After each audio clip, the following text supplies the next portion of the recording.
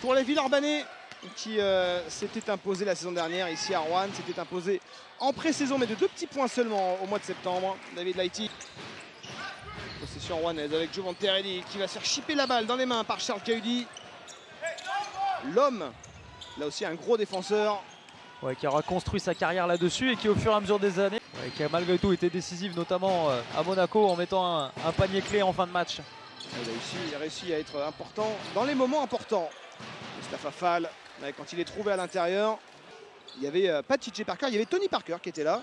C'était lors de sa signature sur le Lockout NBA. Alors il n'était pas qualifié pour ce match, mais il était venu. Et le dunk de Mustapha Fall. Tony Parker qui était reparti.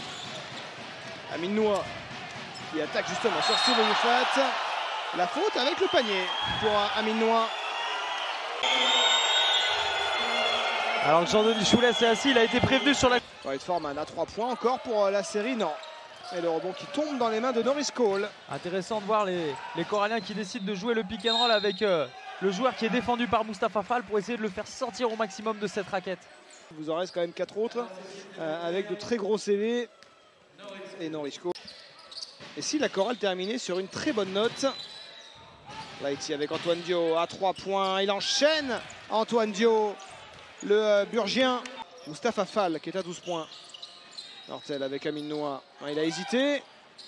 Et malgré ça, il le rentre. Ce qui n'est jamais évident quand on le lance pas en première intention. La combe pour permettre à Lasvel de prendre un petit peu d'avance avec Amin Noah. Il continue, Amin Noah. La loi des séries.